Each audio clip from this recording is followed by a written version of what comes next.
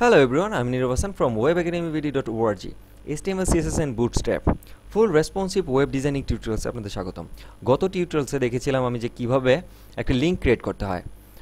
So এটা হচ্ছে গত টিউটোরিয়ালসের যে লিঙ্ক ক্রিয়েট করেছিলাম যে ফাইলটি সেটা। সো আমি এখন নতুন একটি ফাইল ক্রিয়েট করব, যে নিউ দেন কন্ট্রোল এস, আপনি সেভ করবেন, আপনি ডেস্কটপে সেভ করবেন। এগুলো হচ্ছে আগের। আপনি নতুন করে কি সেভ করবেন? clickable image, so .html clickable image, cause আপনি ইমেজের মধ্যে ক্লিক করলে নতুন একটা ওয়েবসাইট চলে আসবে এরকম কিছু একটা।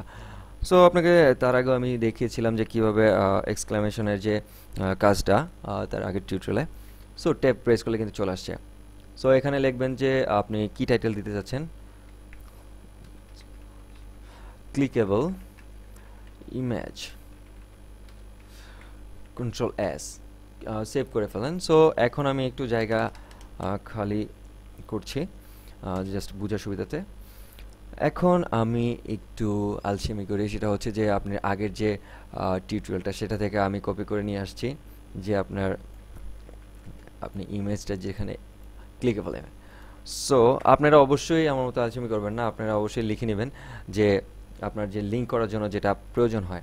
সো এখানে আমি এই লেখাটার মধ্যে লিখেছিলাম, এই লেখাটার মধ্যে ক্লিক করলে অন্য একটা নতুন পেজ চলে আসে, এটা কিন্তু আমি করেছি।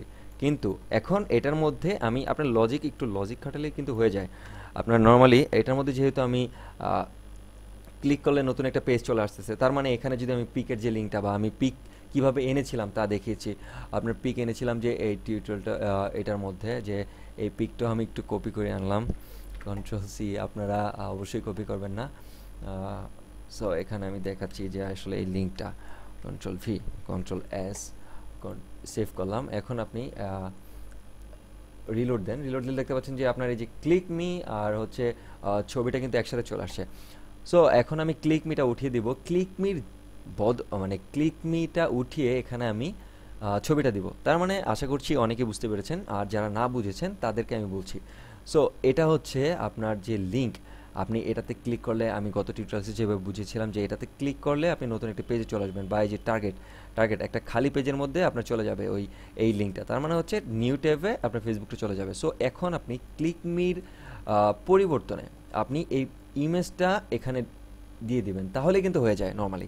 সো আপনার এখন কি করা উচিত, আপনি এখন এইটা আপনি ক্লিকমিটা আপনি কেটে দেন, আপনার ক্লিকমিটার কোনো প্রয়োজন নেই, কন্ট্রোল এস, আপনার ক্লিকমিটার কোনো প্রয়োজন নেই।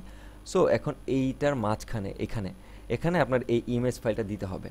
তার মানে আপনি এই অ্যাঙ্কর ট্যাগ ইন্ডিং ট্যাগটা আপনার কন্ট্রোল এক্স আপনি কাট করে নিয়ে আপনি এটা লাস্টে কন্ট্রোল ভি প্রেস করে দেবেন, পেস্ট করে দেবেন।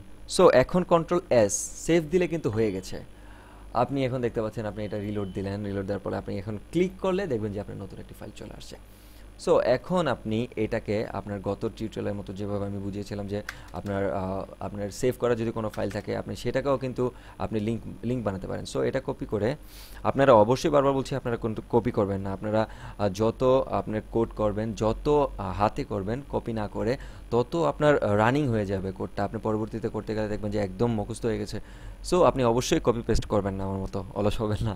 সো আপনার এখন এটাকে আমি যে অন্য একটা ফাইল, আপনি ফেসবুক এখানে আমি লিঙ্ক করতে যাচ্ছি না, আমি অন্য একটা যে আমার আগের যে ফাইলগুলো আছে সেখানে আমি লিঙ্ক করতে যাচ্ছি। সো আগে যেভাবে করেছিলাম, সো কি নামে দেওয়া আছে আগের ফাইলগুলো, NUM number6.html। সো এখন কন্ট্রোল এস দিয়ে সেভ করলেন, দুইটা চলে আসছে। আপনি এখন দেখতে পাচ্ছেন যে আপনাকে আমি আরও একটা জিনিস দেখাই, সেটা হচ্ছে যে আপনি এখানে যে নামটা দেওয়া আছে, এই যে সোর্সটা যেটা দিয়েছিলাম, আপনি দেখতে পারেন যে আপনার এখানে আমি গত টিউটোরিয়ালটা দেখলে আপনি অবশ্যই বুঝতে পারবেন। এখন নীরব 2, হ্যাঁ, এটার নাম যেটা ছিল নীরব 2, আমি এখন নীরব 2 দিই, নীরব 2। এখন আমি কোথায় নীরব 2 দিব, আমি ফার্স্টে এটা নীরব 1 যে ছবিটা দেওয়া হয়েছিল, এখন নীরব 2 দিচ্ছি, নীরব 2। এখন কন্ট্রোল এস দিচ্ছি, এখন কিন্তু দুইটা ছবি চলে আসছে। সো এখন আপনি দুইটা ছবি চলে আসছে। এখন টার্গেট এই ছবিটার মধ্যে ক্লিক করলে আপনি দেখতে পাচ্ছেন যে এই ছবিটার মধ্যে ক্লিক করলে আপনার ফেসবুক চলে আসতেছে। আর এই ছবিটার জন্য আমি যেটা করেছি সেটা হচ্ছে যে আমার আগের যে ফাইলটা সেটা করেছি।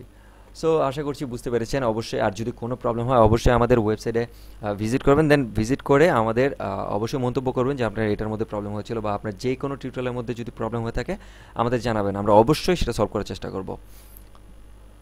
থ্যাঙ্কস ফর ওয়াচিং, ধন্যবাদ।